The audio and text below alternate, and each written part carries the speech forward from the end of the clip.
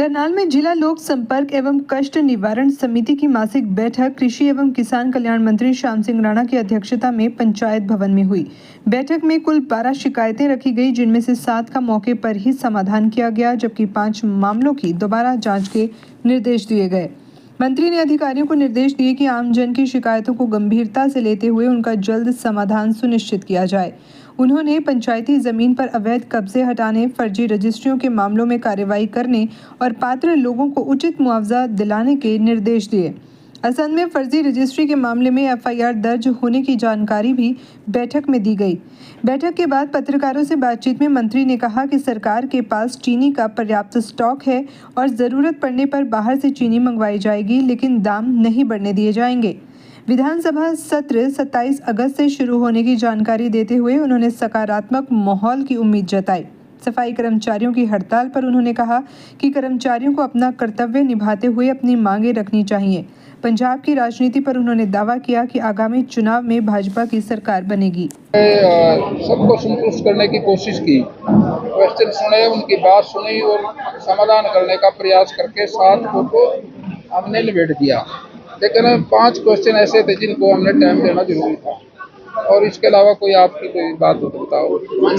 दोषी राम रहीम चीनी के रेट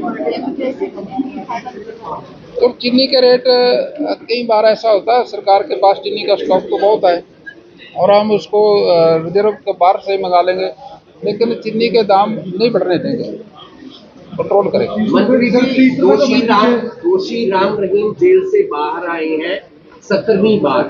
5 साल के अंदर किसी आम आदमी को इतनी पैरोल नहीं मिलती, तो राम रहीम पर इतनी कृपा क्यों? देखिए, तो कोर्ट का मसला है, ये हमारे तो हाथ की बात नहीं ना।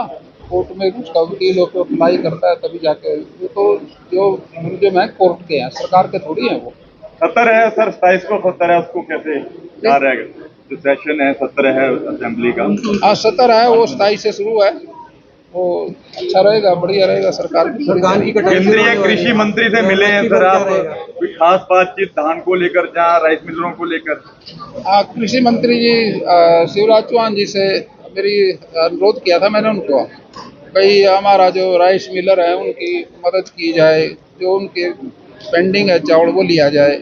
और प्रहलाद जी हमारे उसके मंत्री हैं, उनसे बात करेंगे वो। सर 1984 लगातार बैठे हुए हैं, कोई बातचीत नहीं हो रही और शहर में व्यवस्था सही नहीं, समझन मैडम आप? सफाई कर्मचारी बैठे, सफाई कर्मचारी का देखो अपने कर्तव्य का निर्वाह हर कर्मचारी ने करना चाहिए। अपनी बात तो कह सकते हैं, लेकिन काम करके कहें तो अच्छी बात है। हर अधिकारी ने, कर्मचारी ने, अधिकारी जितने भी हैं, कोई जिसकी भी जो जिम्मेदारी वो निभानी चाहिए। ये राष्ट्र का काम है, देश का काम है, स्वच्छ भारत का जिम्मेदारी तो सभी की है। मैं समझता हूँ उनकी बात भी सुननी चाहिए, लेकिन उन्होंने भी ध्यान रखना चाहिए इसका। तो क्या एमएसपी पे खरीद होगी? हाँ बिल्कुल खरीद होगी, एमएसपी की होगी। दीपेंद्र हुड्डा ने जिस तरह से सज्जन सिंह को लेकर जो बयान दिया है, क्या लगता है कि ऐसी परिस्थितियों में सिख भावनाओं को देखते हुए बयान उनको देना चाहिए? मैं समझा नहीं आपका बयान कौन सा? दीपेंद्र हुड्डा ने सज्जन सिंह को लेकर कहा है, उनके ऊपर तो सिख दंगों के आरोप थे। देखिए, वो कोर्ट का फैसला था और कोर्ट के फैसले में उसने जो सजा थी वो तो काटनी थी।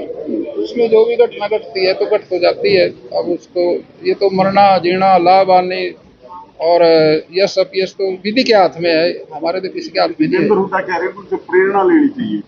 चलो, हुड्डा साहब बड़े नेता हैं, विपक्ष के हैं, सरकार उसको सारी सुविधाएं दे रही है, ऐसी बात तो नहीं। बोलेगा, बोलने के लिए देती है ना सरकार सारी सुविधा।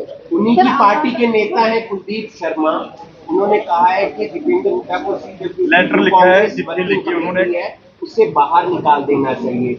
आप सत्ता में हैं, आप कैसे देखते हैं विपक्ष की इस बात? मैं आपकी बात को पूरी तरह से समझ नहीं पाया, क्या करना चाह रहे हो आप? सर कुलदीप शर्मा, दीपेंद्र हुड्डा ने बयान दिया सज्जन सिंह के ऊपर कि वो हमारे आइडल हैं, ऐसी चर्चा रही। उस पर कुलदीप शर्मा ने कहा कि कांग्रेस वर्किंग कमेटी जो CWC है, उससे दीपेंद्र हुड्डा को बाहर निकाल देना चाहिए। चलो, वो तो कांग्रेस वाले देखेंगे, उसमें अब हमें बात पे क्या जाना। प्रदेश के जो राइस मिलर्स हैं वो बात देख रहे हैं कि चावल कब मिल में उठ के जाएगा, लेकिन एफसीआई चावल लेने को तैयार नहीं है। 2400 करोड़ का चावल पेंडिंग है। नहीं, चावल तो एफसीआई लेती है, सारा चावल ही है। अभी ले नहीं रही आपकी? कोई नहीं, उसकी परमिशन दिलाएंगे तभी लेगी ना। सरकार का जो जो एजेंडा, जो सरकार की उन्होंने जितना हमारे को कोटा दिया था वो तो खरीद लिया, ले लिया सारा। उससे कुछ फालतू खरीदा गया, उसके दोबारा से परमिशन लेनी। वो कह रहे हैं कि जो बाहर से आया हुआ है, बिहार से, उत्तर प्रदेश से पुराना चावल है, पीडीएफ का वो चावल है राइस मिलरों के पास। नहीं, वो तो चावल एफसीआई चेक करके लेती है चावल को। अब कोई कुछ भी कहे, लेकिन जो उसकी टेस्टिंग होती है, टेस्टिंग के बाद ही तो लगती हैं गाड़ियाँ। गेहूं के निर्यात पर रोक की सर केंद्र सरकार ने वो रोक हटा दी है। अभी फैसला आया है थोड़ी देर पहले कि हम आटा, सूजी, मैदा ये भी निर्यात कर सकेंगे। पहले इस पर रोक नहीं, चलो अच्छी बात है, इसमें क्या बुरी बात है। अच्छा करें तो अच्छी बात है। पंजाब चुनाव को कैसे देखते हैं सर? वहां पर विरोध होना शुरू हो गया बीजेपी का। चुनाव में देखिए, आसपास के प्रदेशों में जहां भी बीजेपी की सरकार है वहां विकास तो बहुत होया, और आम प्रदेशों के अंदर लोगों की भावना है अभी विकास, भारतीय जनता पार्टी बहुत विकास करती है, तो उसकी तरफ लोगों पे आस तो लगाई है। पंजाब का भी लोगों का मन बन रहा है।